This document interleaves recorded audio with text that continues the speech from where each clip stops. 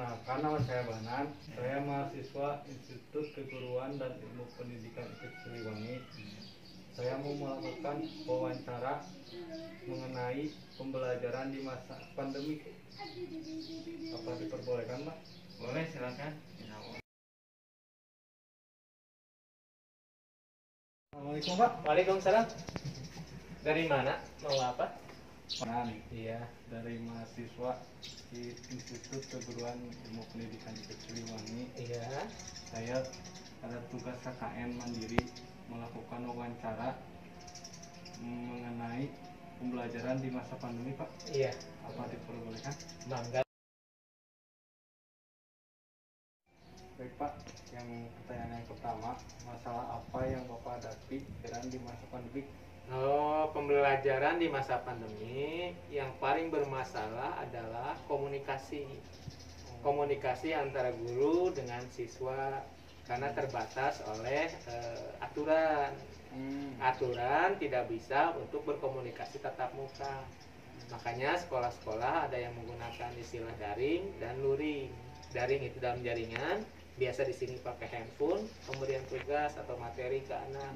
Kalau luring itu luar jaringan, artinya anak bisa ke sekolah untuk ambil tugas saja, nanti dikerjakannya di rumah masing-masing, seperti itu. Baik, Pak. Yang di sini, Pak, menggunakan apa? Kalau di sini sistemnya kombinasi.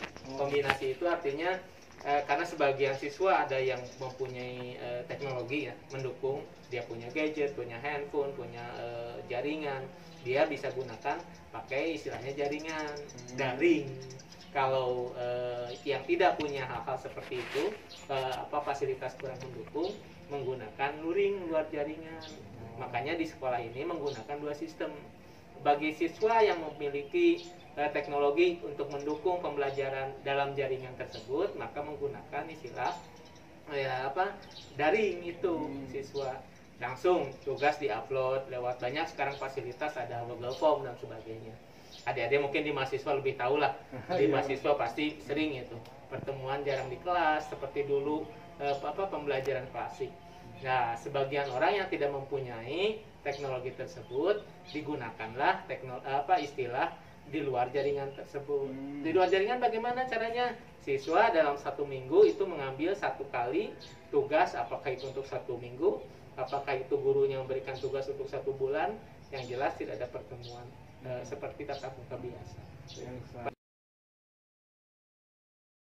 Pertanyaan pertama, masalah apa yang Bapak hadapi mengenai pembelajaran di masa pandemi? Ya, masalahnya banyak. Tidak semua anak itu kan yang pertama saja tidak semua anak memiliki HP ya. Itu yang pertama. Terus yang kedua, ada yang memiliki HP terkendala dengan sinyal. Jadi banyaklah kendalanya. Selain itu ada lagi. Itu salah satunya. Cara mengatasi masalah tersebut gimana?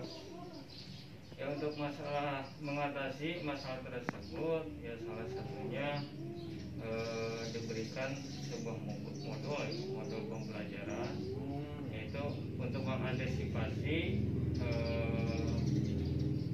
bagi siswa yang tidak memiliki HP, terus terkendala jaringan, ataupun dengan solusi yang lain,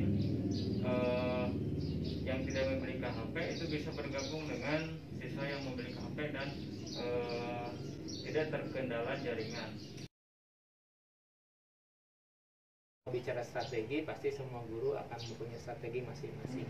Khusus saya, strateginya adalah membuat komunikasi yang lebih aktif lagi dengan siswa. Artinya ketika siswa yang tidak punya fasilitas yang dikatakan tadi, tidak punya jaringan, tidak punya handphone, teknologi yang mendukung itu, dia bisa berkomunikasi dengan lain. Dampak positifnya gimana ya? Untuk daring, kalau menurut saya lebih dominannya ke arah negatif. Kalau positif, ada positif. Jadi si anak bisa mengenal yang tadinya belum mengenal cara mengikuti pembelajaran menggunakan Google Meet, terus melalui Classroom dan sebagainya. Kemudian dampak negatifnya ya, jadi saya pribadi sebagai pendidik itu tidak bisa memantau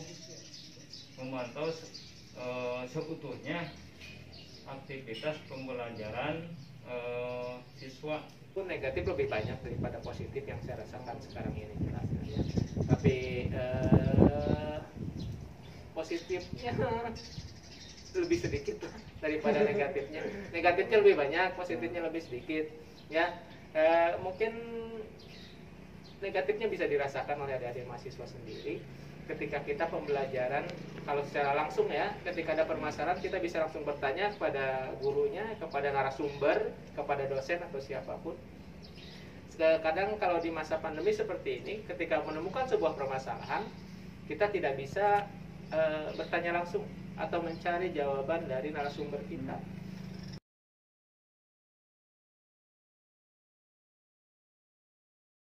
Pak, harapan Bapak untuk kedepannya gimana Pak? Ya, harapan saya sebagai pendidik untuk kedepannya, syukur-syukur ya bulan-bulan sekarang itu bisa pembelajaran seperti biasa lah, atau disebut tatap muka ya. Karena manfaatnya banyak, salah satunya kan siswa bisa terpantau sepenuhnya. Ya harapannya jelaslah, pertama seperti tadi dikatakan, harapannya ingin semuanya tetap semuanya berlalu kembali normal ya. Lagi.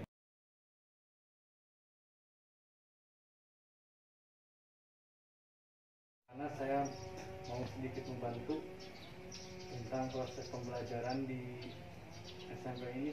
Oh, bagaimana membantunya? Kan kebetulan di rumah saya banyak siswi SMP 4 ini. Saya akan mencoba membantu untuk memberikan pelajaran di rumah saya. Oh, kalau memang begitu, pihak sekolah berterima kasih sekali. Ya.